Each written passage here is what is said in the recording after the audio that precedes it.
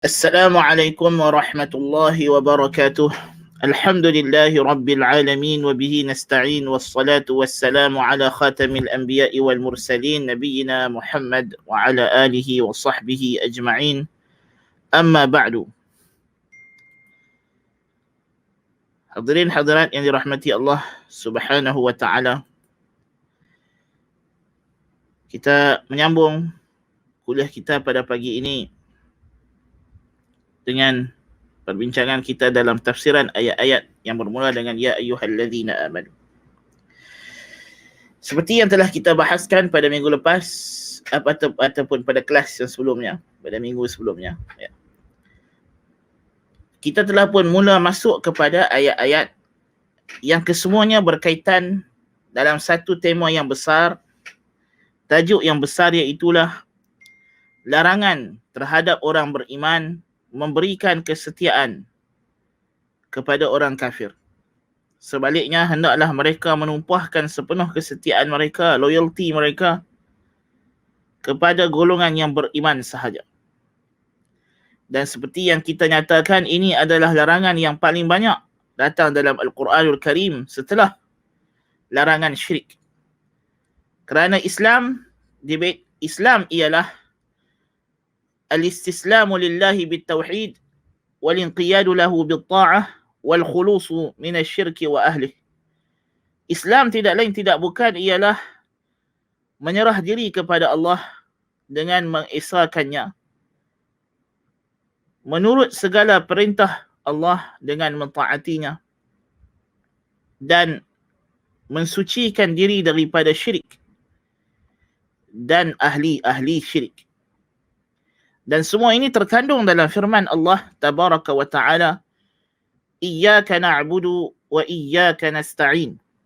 Hanya kepadamu sahajalah ya Allah kami memperhambakan diri kami, dan hanya kepadamu sahajalah ya Allah kami memohon pertolongan. Pada ayat ini dalam suratul Fatihah terkandung padanya al-istislamu lillahi bit-tauhid wal-inqiyadu lahu bit-ta'ah, menyerah diri kepada Allah dengan mentauhidkannya dan menurut perintahnya dengan mentaati segala suruhannya dan meninggalkan segala larangannya. Kemudian kita memohon kepada Allah, ihdinas siratal mustaqim, tunjukkanlah, bimbinglah kami ke jalan yang lurus, iaitulah yang datang dalam tafsirannya dalam surah An-Nisa, siratal ladzina an'amta 'alaihim minan nabiyyin was-siddiqin wasyuhada'i was-salihin. Jalan para anbiya, siddiqin, syuhada dan salihin, iaitulah orang yang beriman. Di sini terkandung kita punya al-wala, kesetiaan kita hanya ditumpahkan kepada golongan yang beriman. Kemudian kita kata ghairil maghdubi alaihim waladdallin.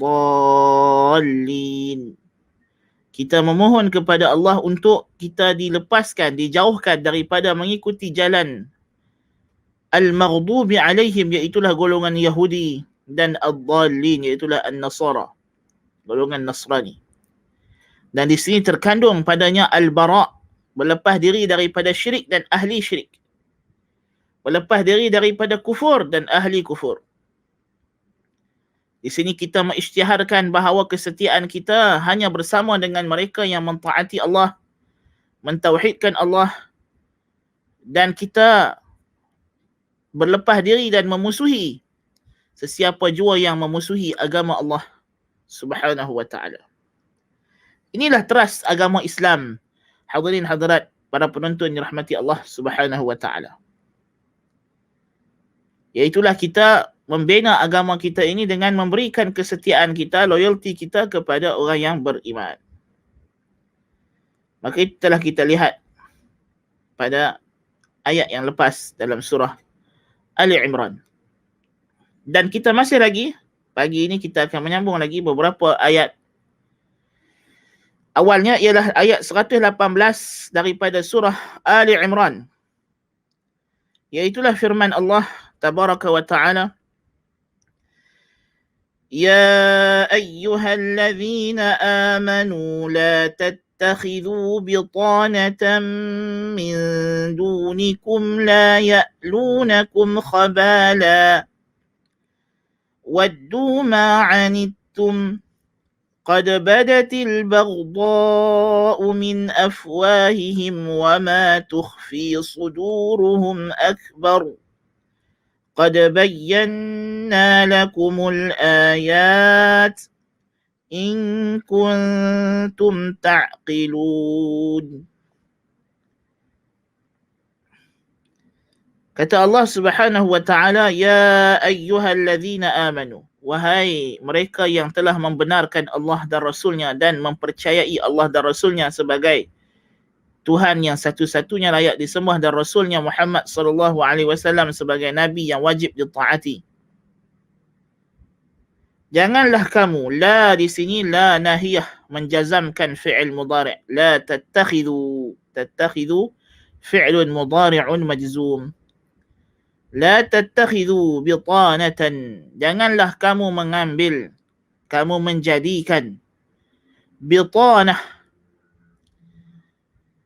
teman setia, teman rapat, min dunikum, daripada selain kamu, daripada golongan selain kamu. Kum di sini balik kepada allazina amanu. Ay la tattakhidhu bitanatan min dunil ladzina amanu. Janganlah kamu menjadikan teman setia kamu selain daripada mereka yang telah membenarkan dan mempercayai dan beriman dengan Allah dan Rasulnya. La ya'lunakum khabala. Ini adalah keadaan, pernyataan bagi min dunikum. Kerana apa? Kerana selain daripada kamu yang tidak beriman dengan Allah dan Rasul, la ya'lunakum khabala. Mereka tidak kisah, ya. Mereka tidak ambil kisah akan keadaan kamu. Waddu ma anittum, bahkan mereka suka kalau kamu mendapat susah. Qad badatil baghdha'u min afwahihim, telah terpacul daripada mulut mereka kebencian. Wa ma tukhfi suduruhum akbar, dan apa yang disembunyikan dalam dada mereka lebih besar. Apa yang disembunyikan mereka dalam dada mereka, dalam hati mereka lebih besar. Kami telah menjelaskan kepada kamu ayat-ayat supaya jikalau kamu berakal. Kalau kamu berakal, kamu akan faham betapa hukum yang telah difardukan ke atas kamu ini untuk kamu hanya memberikan kesetiaan kamu kepada orang beriman dan memusuhi orang yang kufur adalah perkara yang sangat rasional dan waras, dan inilah yang sepatutnya dilakukan oleh setiap orang mukmin yang berfikiran dengan waras, yang hendak menyelamatkan akidahnya daripada dirosakkan oleh golongan yang kafir.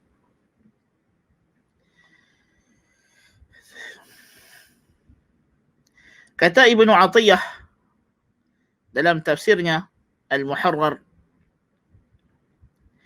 naha Allah Ta'ala al-mu'minina bihadhihi al-ayati عن أن يتخذوا من الكفار واليهود أخلاء يأنسون بهم في الباطن من أمورهم ويفاوضونهم في الآراء ويستنيمون إليهم.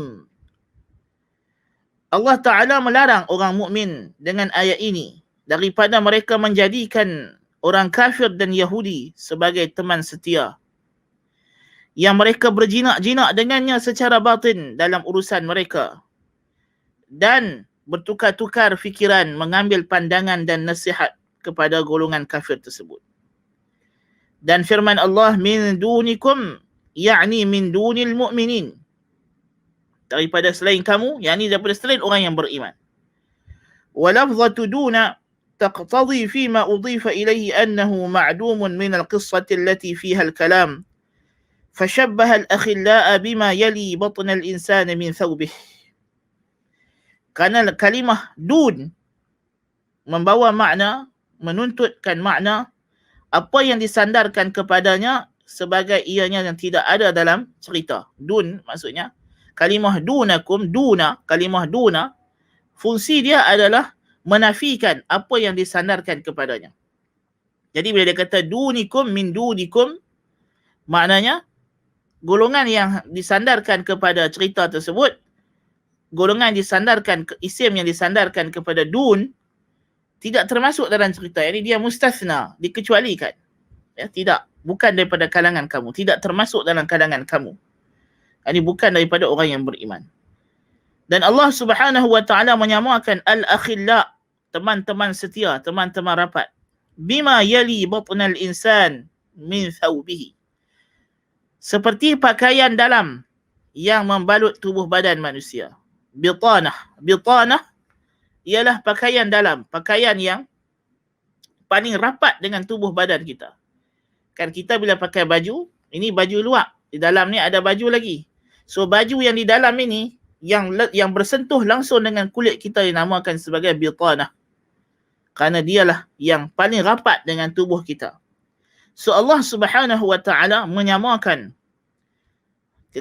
teman-teman setia itu seperti bitanah daripada pakaian.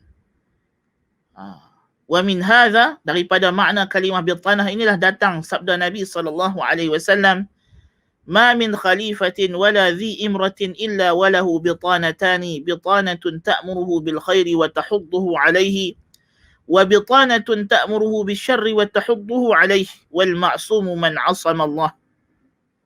Tidak ada pemerintah melainkan dia ada dua bitanah, dua teman rapat, dua golongan yang nak menempel rapat dengan dia. Yang pertama bitanatul khair, golongan yang menyeru dia kepada kebaikan dan menyuruh dia buat benda yang baik-baik. Dan yang kedua bitanatul syarr, golongan yang menyeru dan mengajak dia melakukan perkara-perkara yang jahat dan buruk.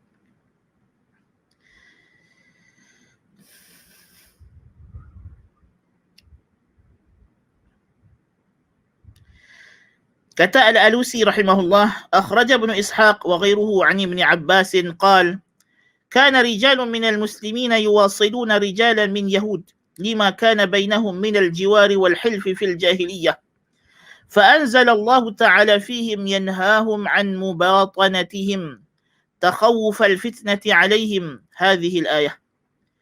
Ibnu Ishaq dan lainnya meriwayatkan daripada Ibnu Abbas radhiyallahu anhuma katanya, adalah sekumpulan orang daripada Islam, golongan sahabat di Madinah, mengadakan perhubungan, mengadakan persahabatan dengan golongan Yahudi. Kerana pada zaman jahiliyah dulu mereka pernah tinggal sebagai jiran dan ada mengadakan perjanjian. Kerana kita tahu golongan Aus dengan Khazraj sebelum Islam mereka berperang sesama mereka. Jadi setiap golongan Aus dengan Khazraj ini mereka ada mereka punya pakatan ataupun perikatan dengan Yahudi yang berjiran dengan mereka. So, ada yang berjiran, yang berpakat, yang buat perjanjian, kalau kami diserang oleh kabilah yang satu lagi, maka kamu akan tolong kami. Kabilah yang satu lagi pun buat perjanjian dengan kabilah-kabilah Yahudi yang lain pula. Kalau golongan sana menyerang kami, kamu akan tolong kami. Demikianlah. Mereka saling mempunyai apa yang kita katakan pakatan atau perikatan, apa sahajalah istilah-istilah politik yang dipakai pada zaman kita kini. Demikianlah keadaannya pada masa itu juga. Sebelum Islam, orang Islam mempunyai pakatan orang Aus dan Khazraj di Madinah. Sebelum mereka mula Islam, mereka ada pakatan, perikatan yang mereka buat dengan golongan Yahudi. Jadi sebab itulah mereka bila masuk Islam, mereka masih lagi duk pergi bersahabat dengan golongan Yahudi ini. Suka duduk sekali, melepak-lepak, ziarah menziarahi, sembang berbual suka-suka, seronok-seronok. Ya, kerana mereka dulu pernah saling bekerja sama. Maka Allah Ta'ala turunkan ayat ini kepada mereka, melarang mereka daripada mengadakan perhubungan. Perhubungan mesra dengan golongan Yahudi. Kerana takut fitnah, kerana boleh menyebabkan perkara tersebut membawa kepada fitnah. Golongan Yahudi itu ada niat yang jahat, hendak menyelewengkan mereka daripada agama mereka. Wa akhraja 'Abd bin Humaid annaha nazalat fil munafiqin min ahli al-Madinati nahyal mu'minina nuhiyal mu'minuna an yatawallawhum wa zahiru ma ya'ti yu'ayyiduhu. Kata dalam satu riwayat yang lain pula dikeluarkan oleh 'Abd ibn Humaid bahawa ayat ini turun berkenaan dengan orang munafiqin daripada ahli Madinah. Dilarang orang beriman untuk memberikan kesetiaan kepada mereka. Dan siyaqul ayah zahirnya menyokong makna ini. So siapakah yang dimaksudkan dengan min dunikum? Ya.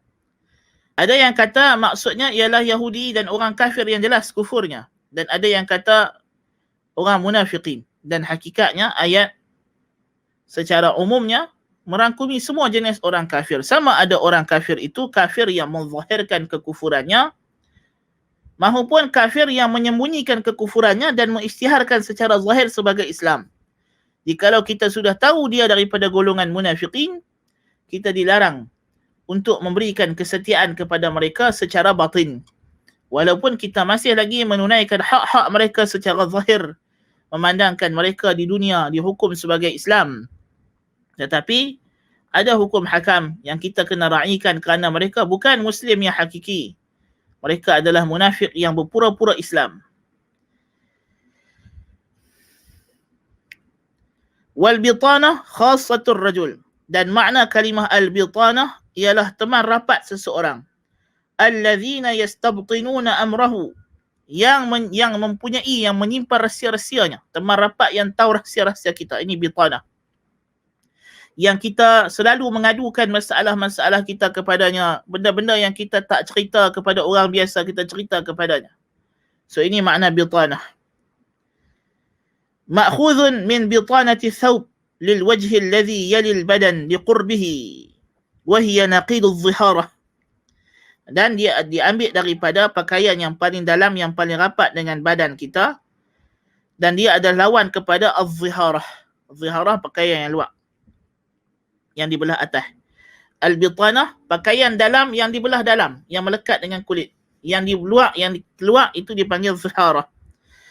Wa yusamma biha al-wahidu wal jam'u wal mudzakkar wal muannas. Dan ianya diguna pakai untuk satu, banyak, muzakkar, muannas, semua disebut bitanah. Wa min dunikum min muta'alliqah bi la tattakhidhu. Min berta'alluq dengan la tattakhidhu. La tattakhidhu bitanatan min dunikum. Ay la tattakhidhu min dunikum bitanatan. Jangan kamu ambil selain daripada kamu teman rapat, teman setia. Ya. Atau dengan mahzuf yang menjadi sifat kepada bitanah. Dan ada yang kata min di sini zaidah, yakni asal takdir kalam la tattakhidhu bitanatan dunakum. Tetapi tentulah ditambah min di sini, min silah di sini ialah untuk litaukidil makna, untuk menguatkan makna.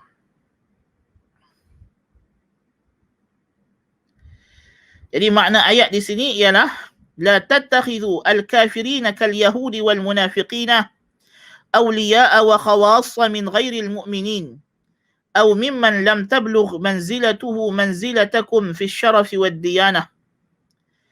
Yakni makna ayat di sini, janganlah kamu menjadikan orang kafir seperti Yahudi dan munafiqin, semua orang kafir, sebagai teman rapat dan teman setia selain daripada orang yang beriman. Jadi jangan kamu jadikan selain orang beriman sebagai teman rapat dan setia kamu.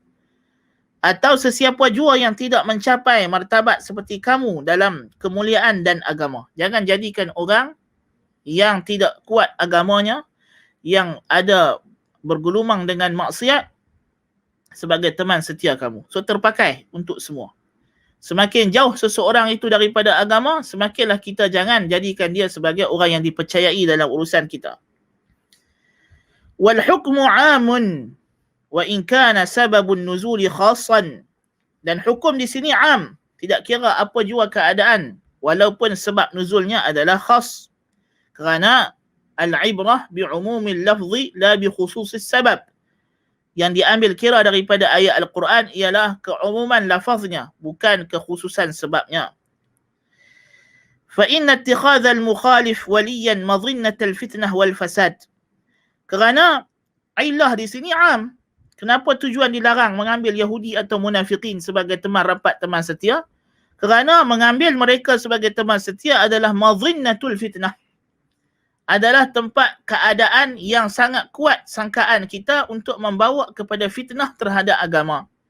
Mereka akan memberikan nasihat-nasihat, bimbingan-bimbingan yang akan merosakkan agama kita, merosakkan keimanan kita. Ya?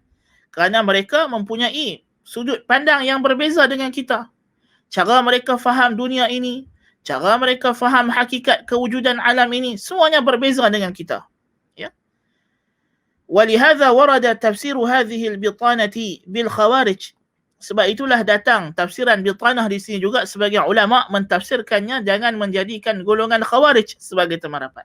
Yakni ahli bid'ah. Jadi kata ulama, ayat ini melarang kita menjadikan apa-apa golongan yang sesat dalam akidah mereka sebagai teman setia kita. Sama ada sesat tersebut, even kalaupun sesat tersebut masih lagi dalam kawasan seagama dengan kita, tetapi jikalau aliran akidahnya berbeza, menyimpang daripada jalan ahli sunnati wal jamaah, maka ianya dilarang. Dan telah menjadi kesepakatan ijma' ulama ahli sunnati wal jamaah melarang kita menjadikan ahli bid'ah sebagai teman setia yang kita jadikan sebagai tempat untuk mendapat nasihat, mencurahkan segala masalah dan kemusykilahan dan menjadikan dia sebagai orang yang pegang rahsia kita. Ini dah larang sama sekali. Apatah lagi kalau ini dilarang pada ahli bid'ah, tentulah pada ahli kufur dan syirik lebih-lebih lagi larangannya lebih keras lagi. Al-Baihaqi dan selainnya meriwayatkan daripada Anas radhiyallahu an daripada Nabi sallallahu alaihi wasallam sabda baginda, "La tanqushu fi khawatimikum arabiyya wa la tastadhi'u binaril musyrikin." Janganlah kamu memahat cincin kamu dengan Arab dan janganlah kamu bercahaya dengan cahaya orang musyrikin. Maksud larangan di sini kata Al-Hasan Al-Basri rahimahullah ta'ala, la tanqushu fi khawatimikum Muhammad Rasulullah. Jangan kamu pahat pada cincin kamu Muhammad Rasulullah. Nabi sallallahu alaihi wasallam dia ada cincin Nabi sallallahu alaihi wasallam yang digunakan untuk cop surat-surat baginda. Dan cincin itu Nabi tulis Muhammad Rasulullah. Maka Nabi larang siapa-siapa pun yang ada cincin buat seperti cincin ini kerana dia khusus untuk kegunaan Nabi sallallahu alaihi wasallam. Dan larangan ini sabit dengan nas yang sahih. Jangan Nabi larang kita memakai cincin yang dipahat seperti cincin Nabi sallallahu alaihi wasallam. Dan larangan la tastadhi'u binaril musyrikin, jangan kamu bercahaya dengan cahaya orang musyrikin, dengan api orang musyrikin, yakni la tastasirrul musyrikin fi syai'in min umurikum. Jangan kamu duk berahsia-rahsia, duk menyampaikan rahsia-rahsia dan masalah kamu kepada orang musyrikin.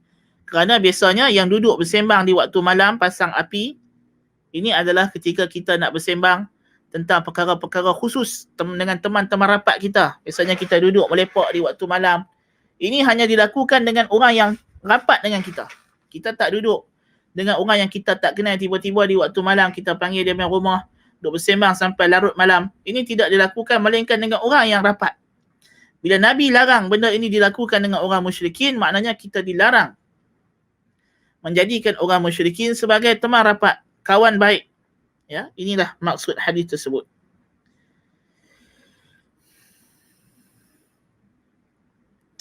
Dan kata Al-Hasan Al-Basri, makna hadis ini adalah penguat kepada firman Allah Ta'ala, ya ayyuhalladzina amanu la tattakhidhu bitanatan min dunikum.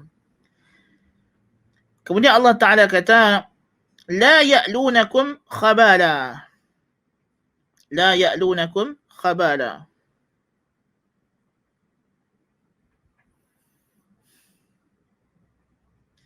Ma'nahu la yaqsuruna lakum fima fihi al-fasadi alaikum. Mereka tidak pernah cuai dan leka untuk mendatangkan kepada kamu apa jua yang berbentuk kerosakan kepada kamu. Daripada perkataan alautu fi kadza ay ma qassartu. La yuqassiruna lakum fima fihi al-fasadu alaikum. Mereka tidak pernah meninggalkan apa jua jalan yang boleh merosakkan kamu, iman kamu, melainkan mereka akan lakukan. Inilah keadaan mereka. Ya. Wal khablu wal khabal, dan kalimah al khabal maknanya al fasad. Maknanya al fasad. Ya. Maknanya al fasad. Kata Al-Alusi rahimahullahu ta'ala, la ya'lunakum khabala, aslu al-alwu at-taqsir. Yuqal ala ka ghaza ya'lu alwan idza qassara wa fatara wa dha'ufa. Dikatakan ghaza, ya seperti ghaza, ala seperti ghaza, ala ya'lu alwan. Jikalau dia cuai atau leka atau lemah melakukan sesuatu. Dan maksud di sini ayat ini, wala muqassirun fi talab wa huwa lazimun maksud dalam ayat ini ialah wa ma'na al-ayah la yuqassiruna lakum fil fasadi wasyarr bal yajhaduna fi madarratikum. Sentiasalah mereka itu tidak cuai dalam mendatangkan kerosakan dan keburukan pada kamu, bahkan mereka berusaha untuk memudaratkan kamu. Ya.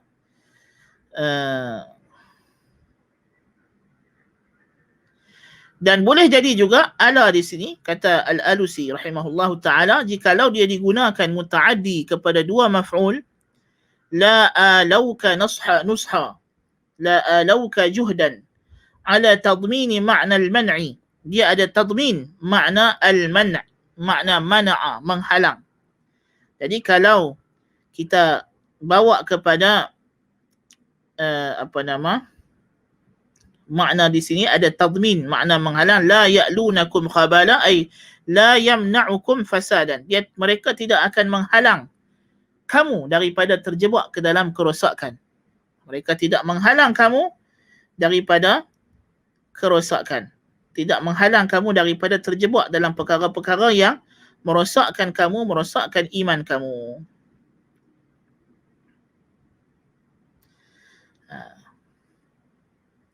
Yani mereka la yamna'unakum khabalan, ay annahum yaf'aluna ma'akum ma yaqdiruna alayhi min al-fasad wa la yabquna 'indahum shay'an minhu fi haqqikum wa huwa wajhun wajih. Ya, mereka tidak menghalang kamu daripada sebarang kerosakan. Bahkan mereka melakukan bersama dengan kamu apa yang mereka mampu, daripada apa sahaja yang mereka mampu daripada kerosakan, dan mereka tidak meninggalkan sedikit pun sesuatu daripadanya terhadap kamu, daripada kerosakan tersebut. Naam, dan ini adalah makna yang wajih, kata Al-Alusi rahimahullahu ta'ala.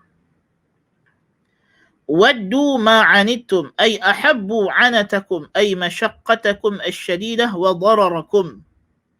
Waddu ay ahabbu, mereka sangat suka, sangat seronok.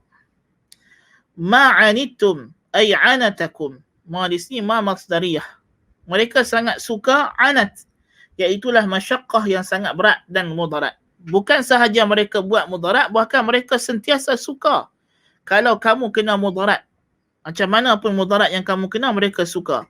Kata As-Suddi, tamannaw dalalakum an dinikum. Mereka sentiasa bercita-cita dan seronok jikalau kamu sesat daripada agama kamu.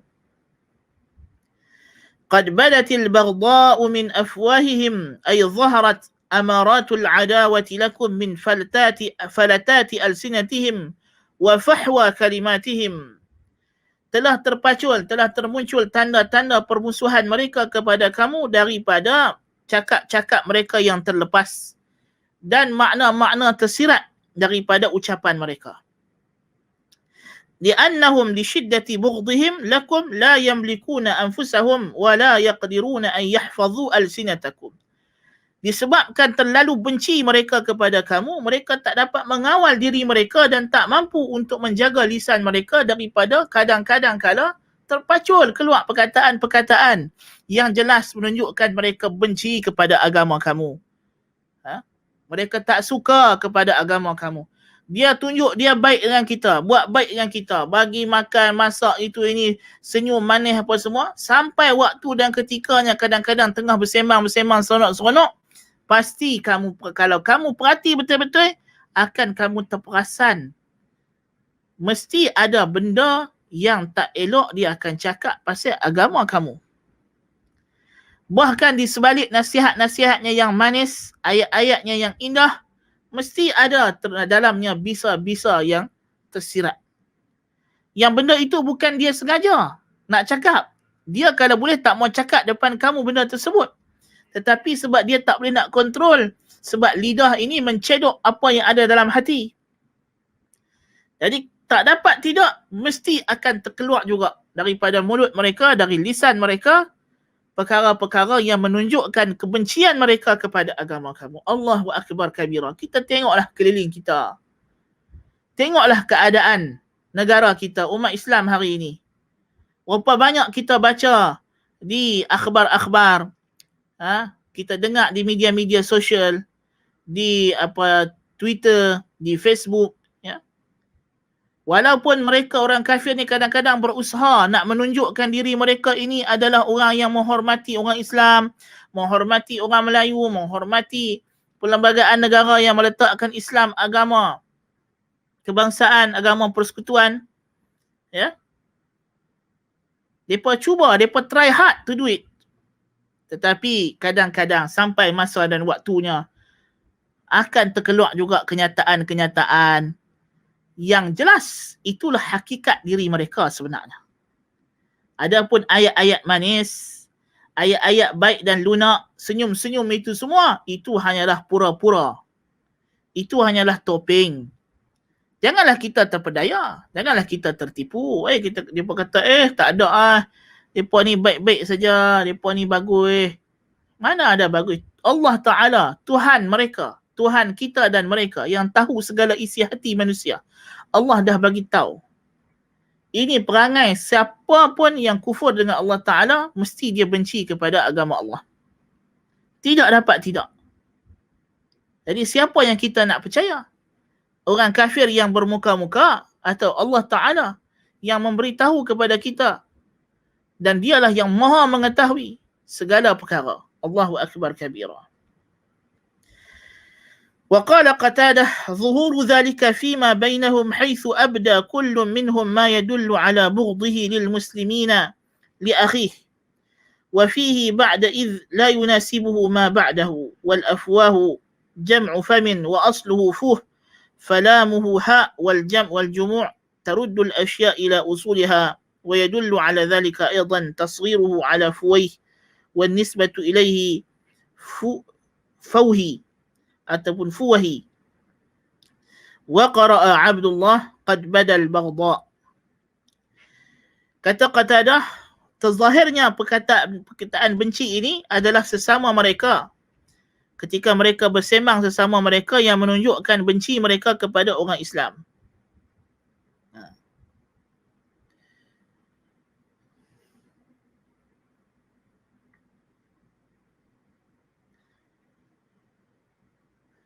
Nah, kemudian dia ada bincang dari segi perkataan fam, afwah. Afwah jamak kepada mulut, fam.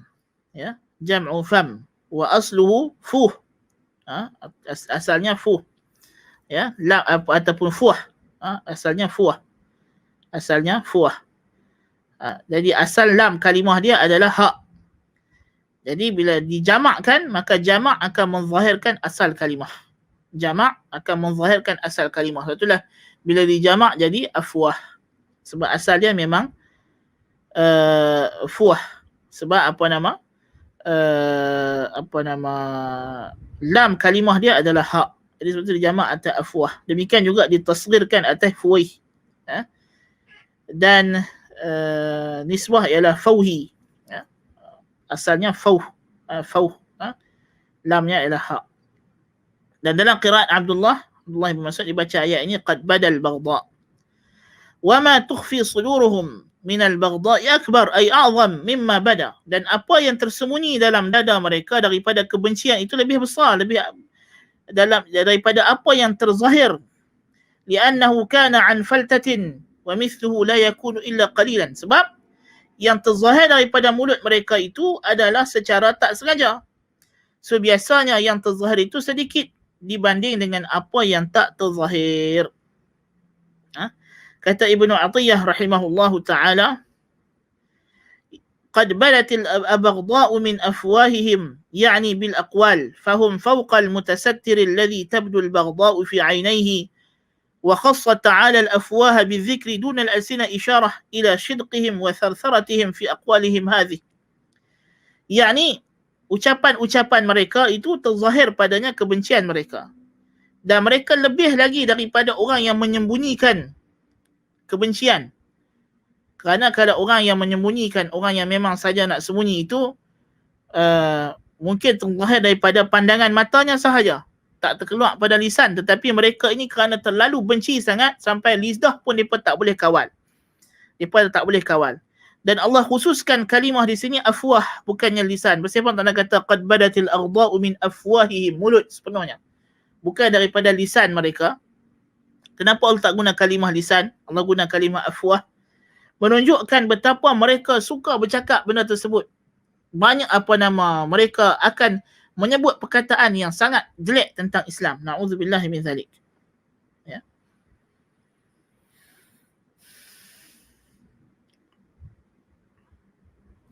وَمَا تُخْفِي صُدُورُهُمْ أَكْبَرُ إِعْلَامٌ بِأَنَّهُمْ يُبْطِنُونَ مِنَ الْبَغْضَاءِ أَكْثَرُ مِمَّا يُظْهِرُونَ بِأَفْوَاهِهِمْ.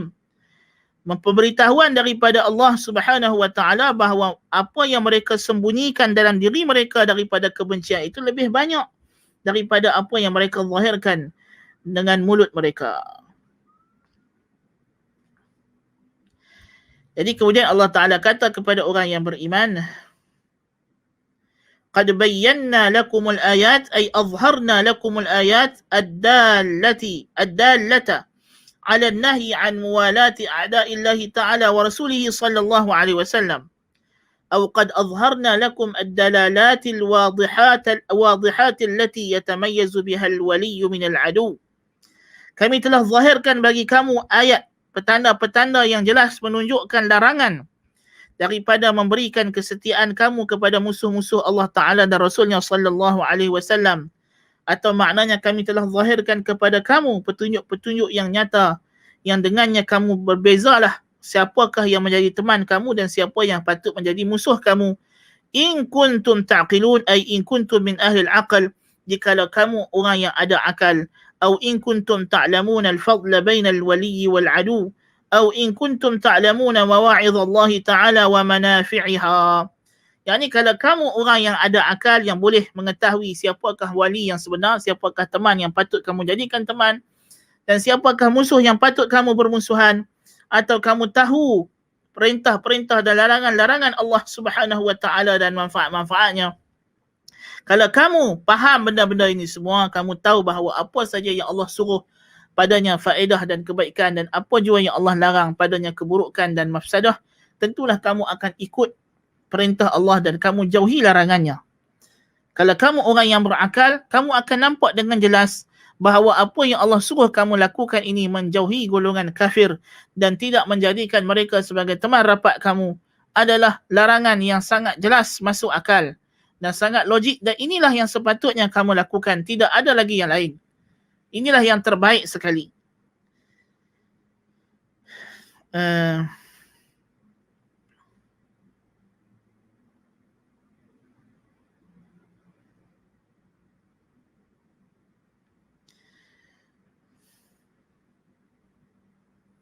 Nah. Dan kata Ibnu Atiyah, qad bayyana lakumul ayati in kuntum ta'qilun tahdhiran wa tanbihan. Yani sebagai memberi amaran dan peringatan. Ya, kalau kamu benar-benar berakal, kamu akan ambil perhati dan awas perkara ini. Jangan sampai kamu terjebak dalam perkara yang Allah Subhanahu wa taala larang. Nah. So ini ayat 118 daripada surah Ali Imran. Ya, menceritakan kepada kita apa? Satu larangan yang keras daripada Allah Ta'ala menjadikan orang kafir sebagai teman rapat dan teman setia. Dan orang kafir dalam konteks ayat ini ialah, kalau kita melihat sebab nuzulnya tadi, tidak lari daripada orang kafir ahli zimmah, orang kafir yang duduk dalam negara Islam, yang telah mengaku mereka warga negara Islam, yang telah mengaku dengan zahir mereka akan taat kepada undang-undang Islam di Madinah An-Nabawiyah di zaman tersebut. Itu pun kalau orang kafir yang begini pun, ahli zimmah pun Allah Ta'ala larang kita jadikan mereka teman setia dan teman rapat. Apatah lagi jikalau orang kafir itu kafir harbi yang memang tidak ada perjanjian damai antara kita dengan mereka. Itu lebih lagi. Ya. Maka adalah salah Jikalau ada golongan-golongan modernism hari ini yang cuba nak mengkhususkan larangan-larangan sebegini, dia berkata ini dengan orang kafir yang harbi, yang tidak ada perjanjian damai dengan orang Islam. Kita kata salah, kerana ayat ini konteksnya turun, walaupun kita kata al-ibrah bi'umumil lafzi la bi khususis sabab, tetapi sebab adalah, dan sebab pasti sudah jadi daripada juzuk makna yang tidak dapat dipisahkan. Di antara kaedah kita kena faham, sebab adalah daripada juzuk makna yang tak boleh dipisahkan. So, kok mana pun kita nak takwil ayat ini, dia tak akan dapat kita menafikan orang kafir ahli zimmah termasuk dalam larangan ini. Termasuk dalam larangan ini. Dan as long as kita kata ayat ini adalah umum terhadap semua jenis orang kafir, maka dia umum. Bahkan kita kata tadi ayat ini menjangkau bukan sahaja golongan yang kafir, bahkan sesiapa jua yang berada dalam akidah yang menyimpang. Contoh Allah kata la tattakhidhu bitanatan min dunikum, yang selain kamu. Ini adalah ayat yang paling luas dalam larangan kita menjadikan orang yang bukan Islam sebagai teman rapat kita. Ayat 118 ini antara ayat yang paling luas, kerana tidak dikhususkan. Kalau ayat yang sebelum ini kita baca, in tuti'u fariqan minal ladzina utul kitab, disebut golongan yang diberi kitab, Yahudi dan Nasrani. Ada ayat-ayat yang lain nanti akan datang, disebut al-kuffar, disebut al-yahuda wan nasara. Tapi ayat 118 dalam surah Ali Imran ini antara yang paling luas konteks maknanya. Min dunikum, yang selain daripada kamu. Selain daripada kamu ini, selain yang berada di atas akidah yang sahihah yang kamu pegang. Sama ada dia daripada orang kafir maupun daripada orang Islam yang tersesat, yang menyimpang, ataupun golongan munafiqin. Subhanallah. Sampai begitu sekali, kerana keumuman illah membawa kepada umumnya hukum.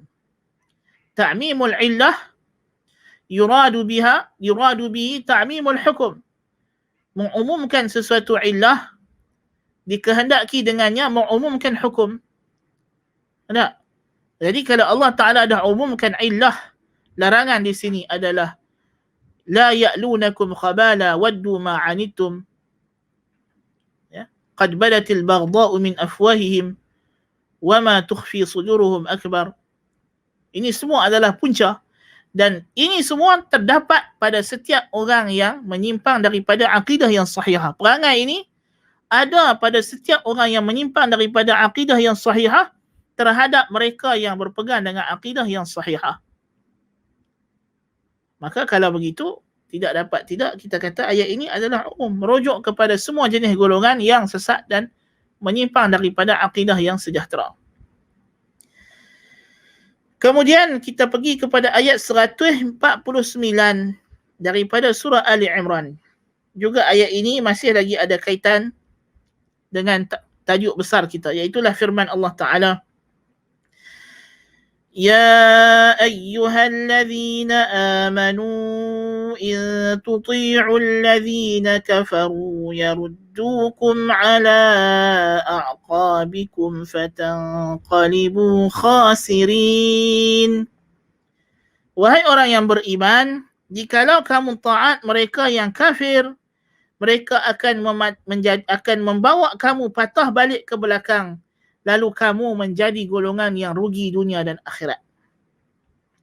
Kata Syekh Abu Su'ud rahimahullah, Ya ayyuhalladzina amanu syuru'un fi zajrihim an mutaba'atil kuffar. Ayat ini adalah permulaan satu perkara untuk melarang keras orang beriman daripada mengikuti orang kafir. Satu lagi, kalau sebelum kita ambil Ya ayyuhalladzina amanu in tuti'u fariqan minal ladzina utul kitaba yaruddukum ba'da imanikum kafirin. Dalam ayat ini, Ya ayyuhalladzina amanu in tuti'u alladzina kafaru. Kalau kamu taat orang yang kafir, segala jenis kafir. Apakah kesannya? Yaruddukum, in syartiyah, in tuti'u. Di sini dia menjazamkan dua fi'il. Ya, dua fi'il mudhari'. In tuti'u yang pertama, dan jawab syaratnya yaruddukum. Apakah kesan jikalau kamu mentaati orang yang kafir? In tuti'ul ladzina kafaru yaruddukum ala aqabikum. Mereka akan buat kamu, mereka akan membawa kamu balik patah belakang, balik kepada kekufuran kamu sebelum ini. Fatanqalibu, maka dengan itu kamu akan berpatah balik menjadi orang yang rugi. Fatanqalibu khasirin. Rugi dunia akhirat, menjadi orang yang kekal dalam neraka Allah. Na'udzubillahi min zalik. Ayat ini menjelaskan kepada kita kesan yang amat buruk jikalau kita masih lagi nak taat dan percaya kepada orang yang kafir. Seperti juga ayat yang sebelum ini kita ambil, yang kelas yang lalu. ببيان استتباعهم لخسران الدنيا والآخرة إثر ترغيبهم في الاقتداء بأنصار الأنبياء ببيان إفضائه إلى فوزهم بسعادة الدارين. Dengan Allah menjelaskan bahawa perbuatan mereka mengikut arahan dan saranan orang kafir akan menyebabkan mereka dituruti dengan kerugian dunia dan akhirat. Setelah mana pada ayat-ayat sebelum ini, ayat sebelum daripada ayat 149 ni, Allah Ta'ala menyatakan, menggalakkan mereka untuk mengikut jalan para Nabi dengan menjelaskan bahawa dengan mengikut jalan para anbiya dan golongan yang bersama dengan anbiya yang beriman dengan para Nabi akan membawa mereka memperolehi kejayaan dengan kebahagiaan di dunia dan akhirat. وتصدير الخطاب بالنداء والتنبيه لإظهار الاعتناء بما في حيزه. Dan dimulakan dengan nida seruan ya ayyuhallazina amanu, nida dan tanbih ha di sini adalah untuk menjelaskan, untuk menzahirkan betapa Allah Taala nak suruh kita ambil perhatian ya tentang perkara ini. Wa wasfuhum bil iman, dan disifatkan mereka dengan iman ya ayyuhallazina amanu, untuk memperingatkan litazkiri halihim wa tathbitihim 'alaiha biizhari mubayanatiha li hali a'daihim, untuk menjelaskan, untuk mengingatkan mereka dengan keadaan mereka dan mengukuhkan kedudukan mereka dengan iman mereka dan dengan menzahirkan perbezaan mereka dengan keadaan musuh-musuh mereka. كما أن وصف المنافقين في الكفر في قوله تعالى إن تطيعوا الذين كفروا لذلك قصدا إلى مزيد التنفير عنهم والتحذير عن طاعتهم. Dan dimaksudkan dengan in tuti'u alladhina kafaru, alladhina kafaru di sini ialah orang munafiqin. Berdasarkan sebab nuzul yang diriwayatkan daripada Ali bin Abi Talib radhiyallahu anhu, nazalat fi qaulil munafiqina lil mu'minina 'inda al-hazimah. Ayat ini turun berkenaan perkataan orang munafiqin kepada orang mukminin semasa berlakunya kekalahan dalam perang Uhud. Irji'u ila ikhwanikum wadkhulu fi dinihim.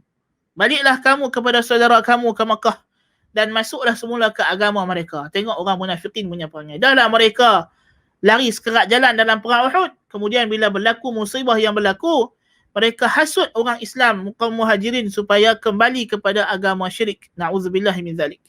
Dan datang riwayat lain pula kata, ayat ini berkenaan orang munafiqin, yang orang Yahudi yang memberi nasihat yang sama. Dan tidak mustahil ianya merujuk kepada kedua-dua golongan ini yang cuba mengambil kesempatan dengan kekalahan yang berlaku kepada umat Islam dalam perang Uhud. Mereka cuba ambil kesempatan untuk menghasut supaya orang Islam tidak yakin dengan Nabi SAW. Mereka kata, kalau betul dia Nabi, pasal apa dia kalah? Itu dia. Mereka bagi syubhat. Sedangkan itu adalah sunnatullah. Sunnatullahi ta'ala. Mesti ada, orang mukminin yang mati syahid sebagai ganjaran Allah Ta'ala kepada mereka yang lebih awal. Ya. Dan ini adalah ujian. Tetapi yang diukur, yang menjadi kayu ukur ialah kesudahannya. Akhirnya nanti, kemenangan itu milik siapa? Akhirnya terbukti. Akhirnya Nabi SAW yang menang di akhirnya. Berlaku Fathu Makkah. Ya. Dan itu adalah dalil kebenaran Nabi SAW. Jadi inilah perangai. Kita tengok. Sebab itulah Tuhan Azza wa Jalla, Allah Subhanahu wa Ta'ala larang kita daripada awal tadi menjadikan orang kafir sebagai teman rapat, teman setia. Kerana mereka ni memang tidak boleh dipercayai. Ya. Kalau mereka ada peluang dan kesempatan, mereka akan hasut. Ya, mereka pasti akan menghasut orang yang beriman untuk menjadi kafir. Ini telah terbukti, ya. Kita kata dalam banyak mauqif, dalam banyak keadaan, mereka suka nak menyebarkan fitnah, mereka suka nak menyebarkan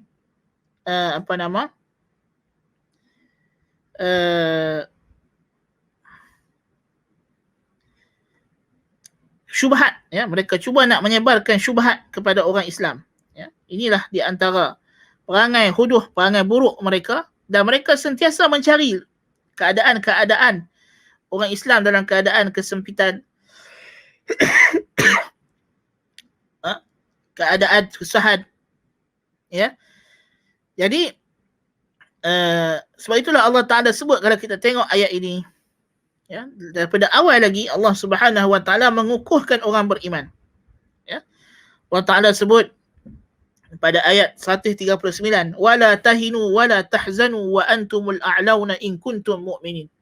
Janganlah kamu rasa hina dan janganlah kamu sedih, dan kamu tetaplah yang tertinggi jikalau kamu beriman. Walaupun kamu nampak macam kalah dalam perang Uhud, tapi kamu tinggi si Allah sebab kamu beriman.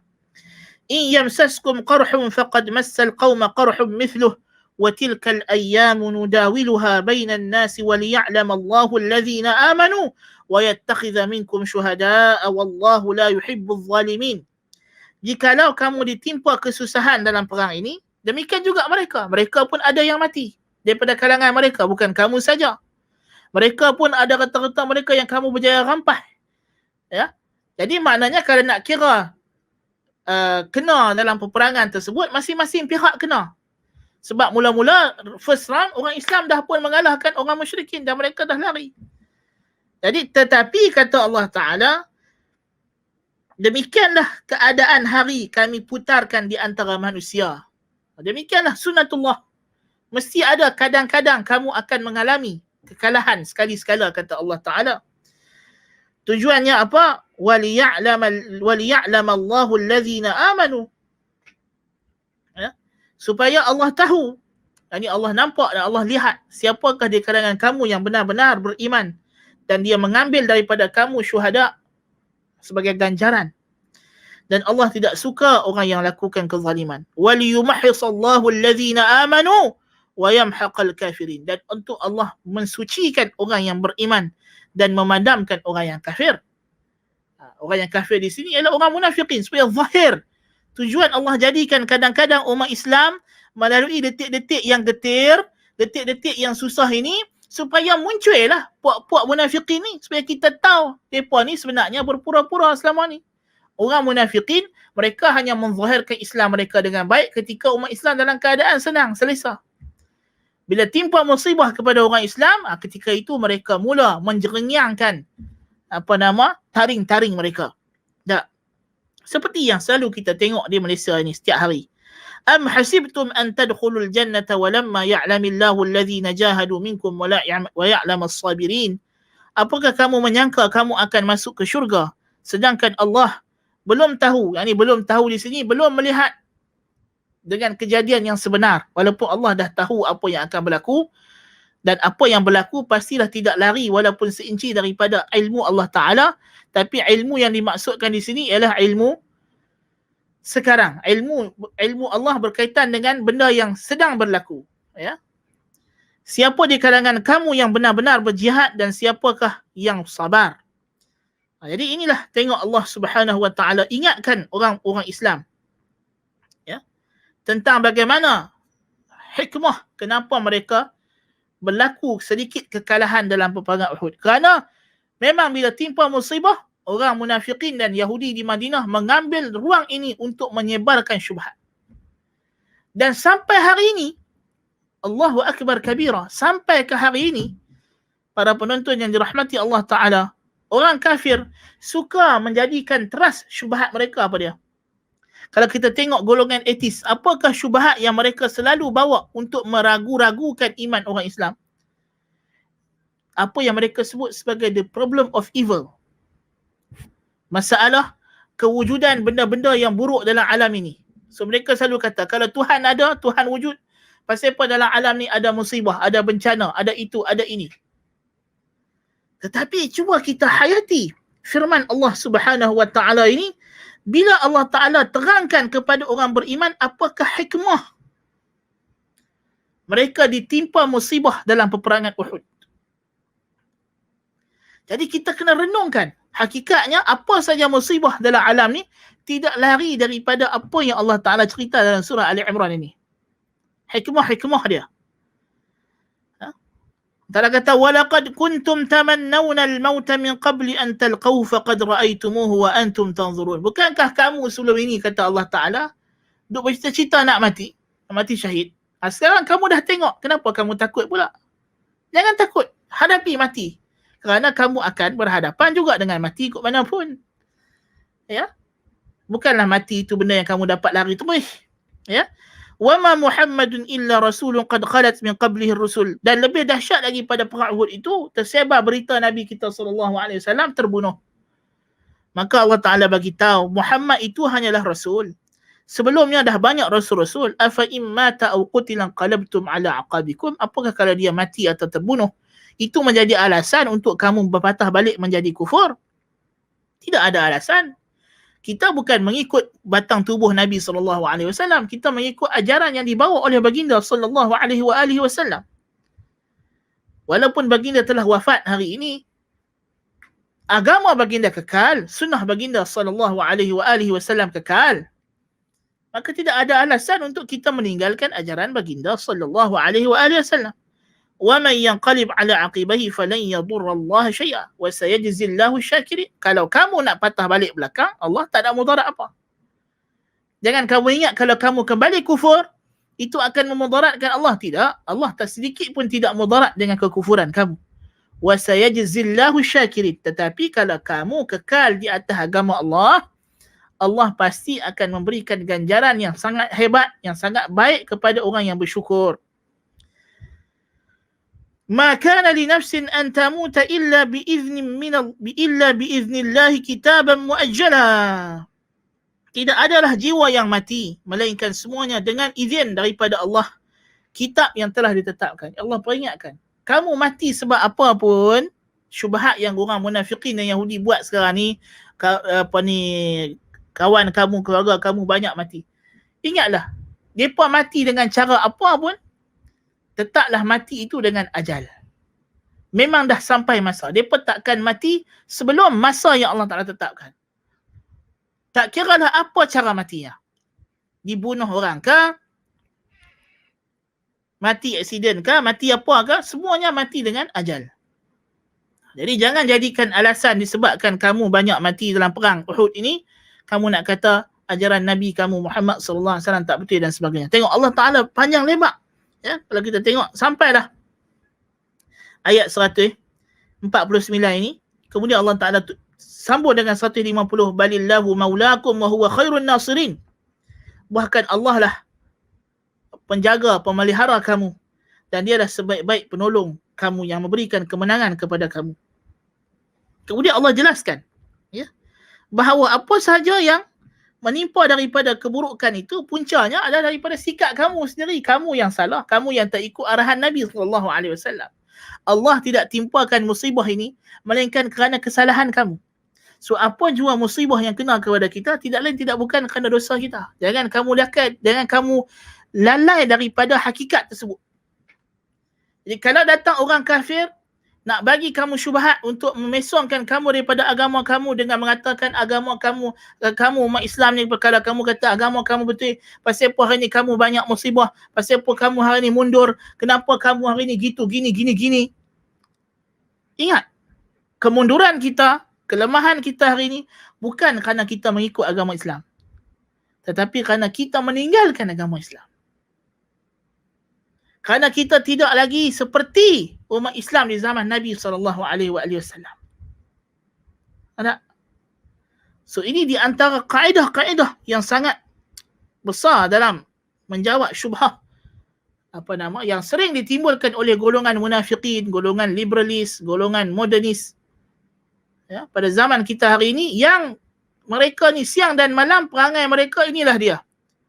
Yaruddukum ala aqabikum fatanqalibu khasirin. Dia pun nak kita patah balik ke belakang jadi kafir, lalu kita menjadi orang yang rugi.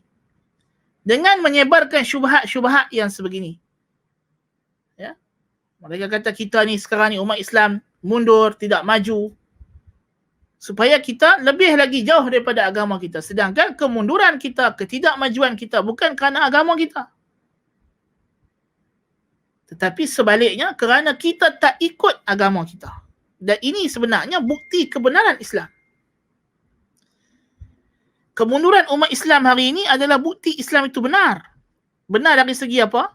Kerana umat Islam masa mereka mengikut ajaran Islam 100% dahulu, zaman Rasulullah, zaman Khulafa' Rashidin, mereka juga menguasai dunia 100%. Kemudian penguasaan mereka terhadap dunia, keagungan mereka, kegemilangan mereka berkurangan dengan semakin kurangnya pegangan mereka kepada Islam. So kalau kita tengok faktor ini, cause and effect ini jelas. Islamlah agama yang benar. Semakin kita mengikut ajaran Islam, semakin kita maju. Semakin kita diberi kemenangan oleh Allah Subhanahu wa taala. Semakin kita mendapat bantuan dan pertolongan Allah. Semakin kita jauh, semakin kurang pertolongan Allah kepada kita. Ya. Allahu akbar kabira.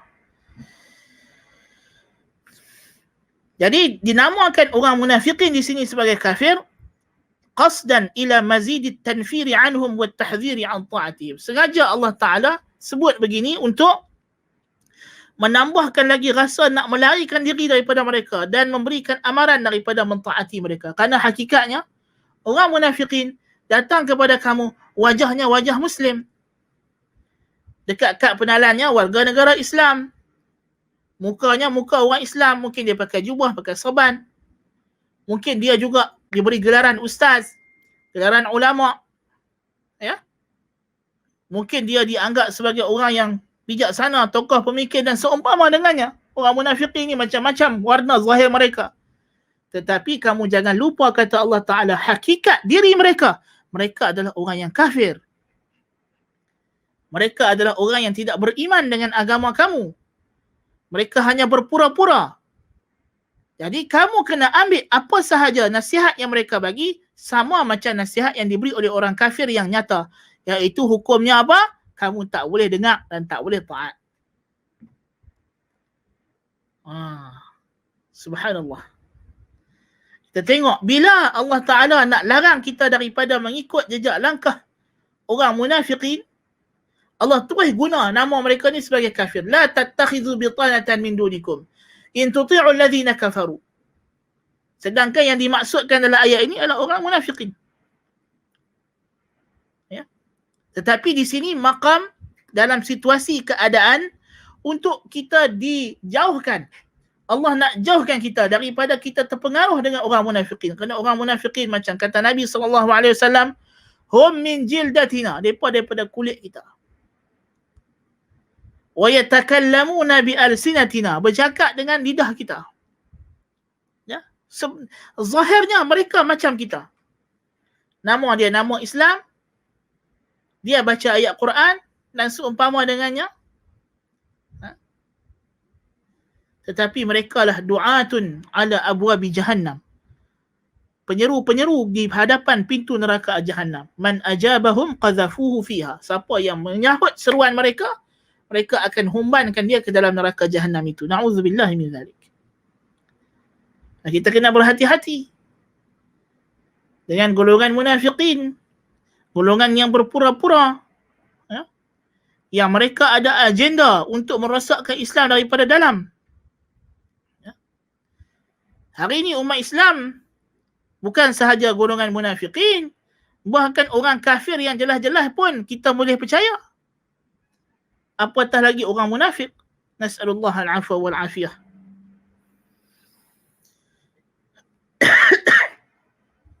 Yaruddukum ala aqabikum jawaban li syarta. Jawab bagi syarat. Yaruddukum ala aqabikum. Bi'tibari qawlihi tamhidan li qawlihi ta'ala fatanqalibu khasirin. Dia adalah nak persediaan nak menjawab nak menyatakan firman Allah Ta'ala, fatanqalibu khasirin, kamu akan jadi orang yang rugi. Dia adalah jawab syarat. Sedangkan dia adalah pada kekuatan makna, in tuti'uhum fi qawlihim irji'u ila ikhwanikum wadkhulu fi dinihim yudkhilunakum fi dinihim. Dia dalam makna, kekuatan makna, kata Abu Sa'ud, seumpama makna ayat ini ialah jikalau kamu taat kepada mereka pada suruhan mereka supaya kamu masuk balik agama syirik, maka mereka akan masukkan kamu ke dalam agama mereka. Jadi perbuatan itu menyebabkan begitu. Memang dia pun tunggu, kalau kamu cakap ya saja, mereka memang akan sambut kamu mai kepada agama kufur mereka. Mereka pun suka nak kamu masuk agama mereka. Tapi Allah Ta'ala sebut, yaruddukum ala aqabikum, mematah balikkan kamu, menolak balik kamu ke belakang. Ya, sebagai persediaan Allah Ta'ala bagi tahu, fatanqalibu khasirin, apa akibat dia kalau kita patah balik ke belakang jadi kafir. Kamu akan jadi golongan yang rugi, lid dunya wal akhirah, ghairu faizina bi syai'in minhuma, waqi'ina fil azabil khalid. Kamu tidak akan berjaya di dunia maupun di akhirat. Kamu akan kekal dalam azab yang kekal abadi. Ala anna al-irtidada ala al-aqib alamun ala intikas al-amri wa mathalun fil huri ba'da al-kur. Demikian juga bila Allah Ta'ala guna kalimah yaruddukum ala aqabikum, ayat ini lebih memberikan rasa jelek perbuatan tersebut. Perbuatan murtad itu akan rasa jelek. Sebab apa? Kerana berpatah balik ke belakang itu adalah tanda U-turn yang tak elok. Tanda orang itu telah terlangkup setelah mana dia berada dalam keadaan yang berjaya. Pernyataan yaruddukum ala aqabikum ini biasanya digunakan dalam kalangan orang Arab untuk menggambarkan situasi orang yang dulu dalam keadaan senang, hebat, kemudian tiba-tiba dia jatuh merodum, jadi miskin, jadi susah, hilang kuasa, hilang harta. Kebiasaannya digunakan untuk situasi yang begitu. So Allah Ta'ala nak gambarkan kepada kita, perbuatan kamu keluar daripada Islam, patah balik jadi agama syirik, seperti itulah sebenarnya. Kamu sekarang dalam keadaan yang hebat, megah, kamu jadi orang yang hina dina setelah mana kamu orang yang mulia. Itulah. Nasallallahu al-afwa wal afiyah.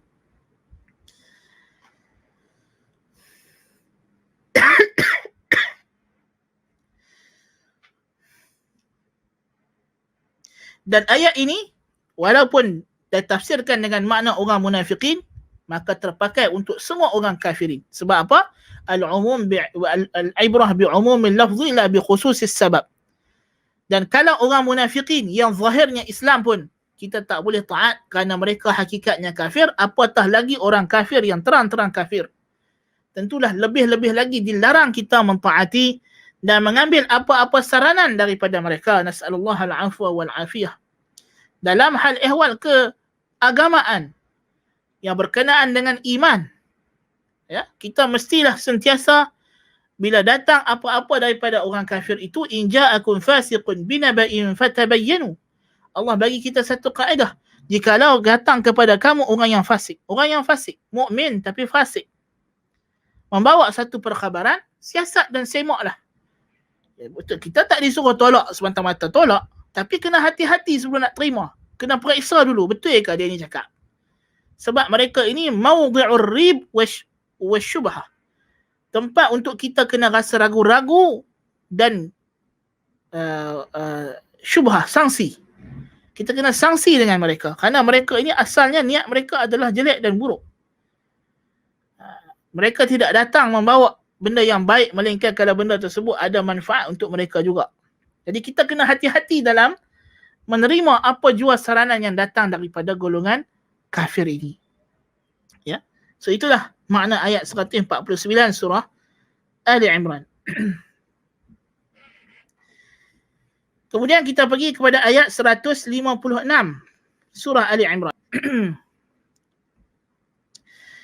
يا أيها الذين آمنوا لا تكونوا كالذين كفروا وقالوا لإخوانهم إذا ضربوا في الأرض أو كانوا غزا أو كانوا غزا لو كانوا عندنا ما ماتوا وما قتلوا ليجعل الله ذلك حسرة في قلوبهم والله يحيي ويميت والله بما تعملون بصير.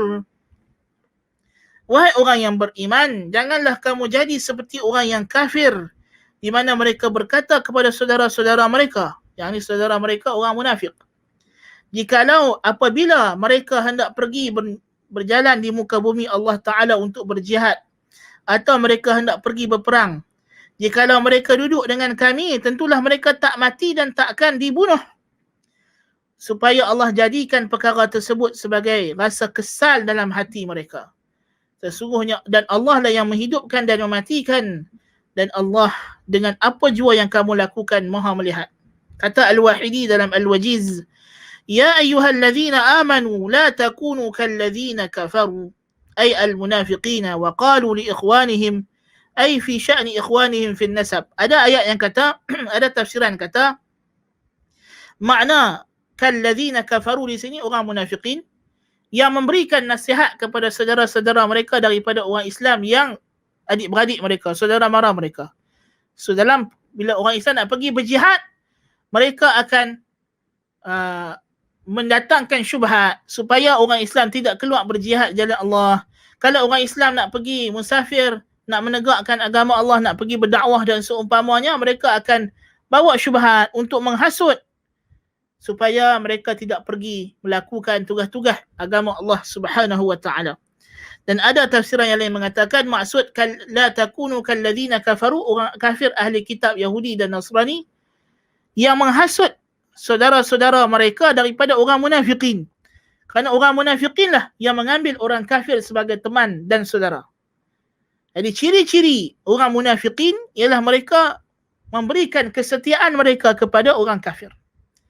Jadi Allah menamakan orang munafikin saudara orang kafir. Na'udzubillahi min zalik. Ini sesuai dengan ayat yang akan datang nanti dalam surah Al-Ma'idah. Wa man yatawallahum minkum fa innahu minhum. Ini akan datang penjelasannya insya-Allah taala. Jadi sini juga di antara dalil Allah menamakan orang munafikin sebagai saudara kepada orang kafir.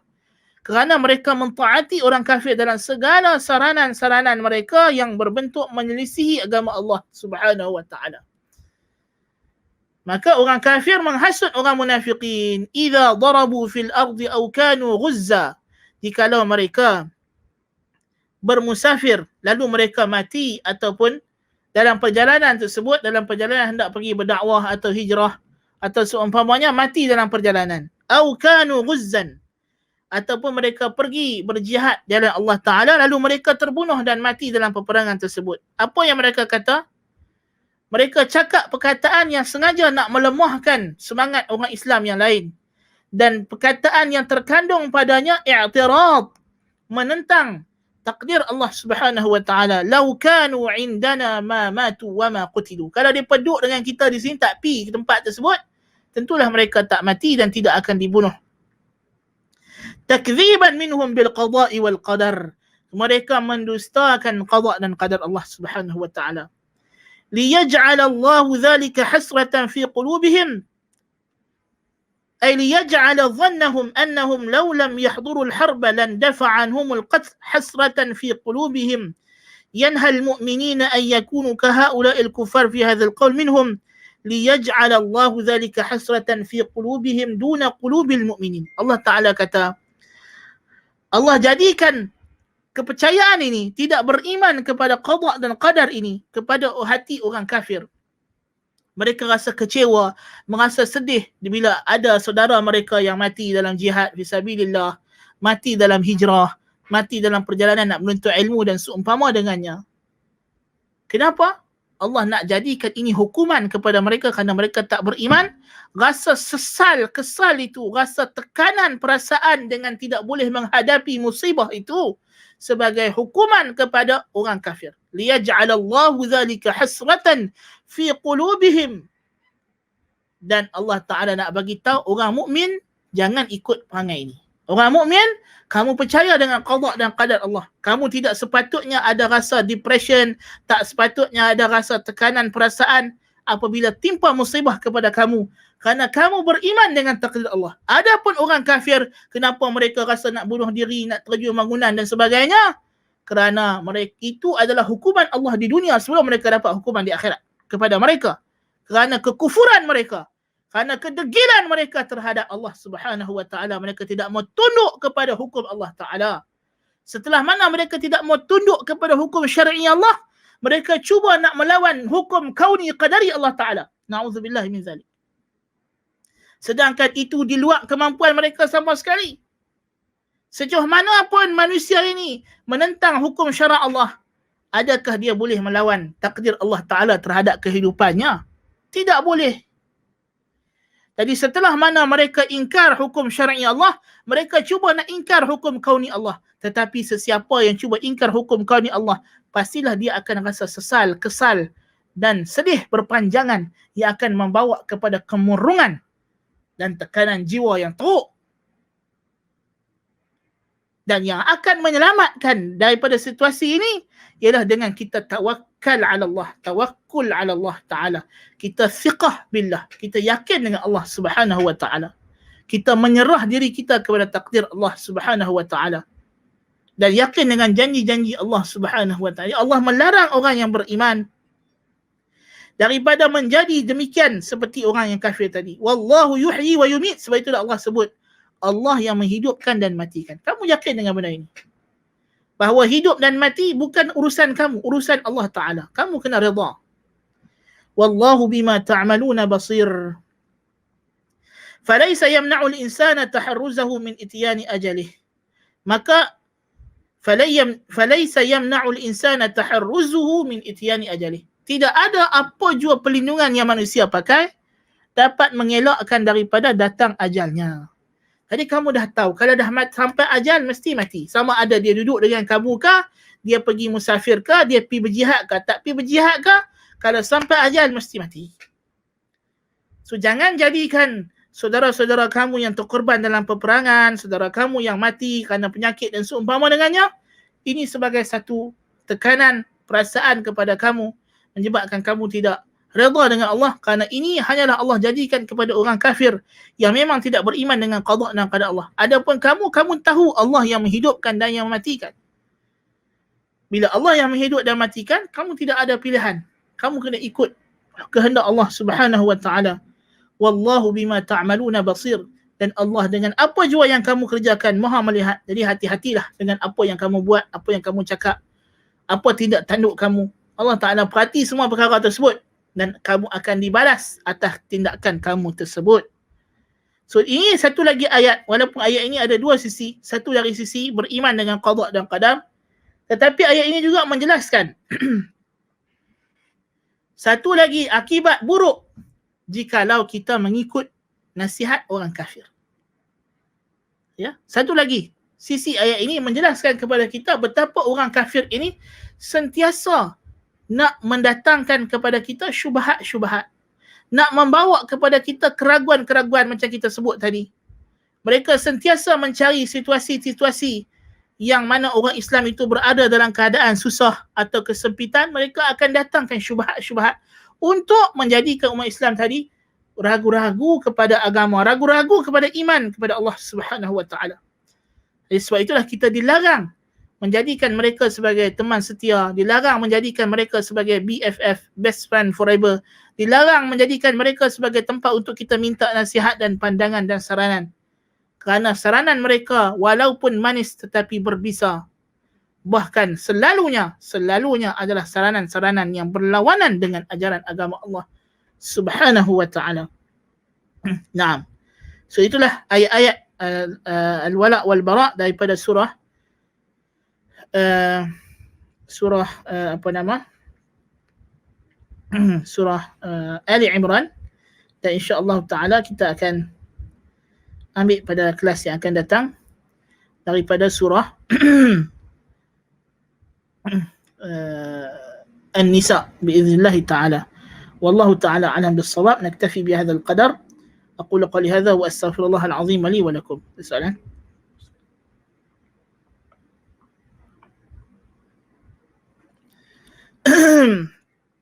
Soalan, adakah liberalis, sosialis, sistem demokratik munafiqin? Mereka yang beriman dengan ideologi-ideologi yang menyimpang daripada Islam boleh menyebabkan mereka terjebak ke dalam kekufuran dan terkeluar daripada Islam. Itu dah bahayanya. Bahayanya ideologi-ideologi ini. Untuk ana perincikan masalah soalan ini telah pun kita jelaskan dalam kelas-kelas kita yang sebelum-sebelum ini, kelas kita tentang ajaran pemikiran, seminar-seminar yang kita buat tentang liberal dan sebagainya, itu sudah pun kita jawab dengan panjang lebar. Tapi secara asasnya ana jawab di sini ialah apa sahaja ideologi yang menyimpang daripada ajaran Islam boleh menyebabkan seseorang itu terjebak dalam kekufuran dan mengeluarkan dia daripada Islam. Wallahu ta'ala alam bis-shawab. Nah.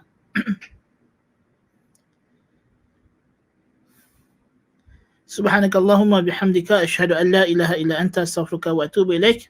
Sallallahu nabiyina Muhammad. Wassalamu alaikum warahmatullahi wabarakatuh.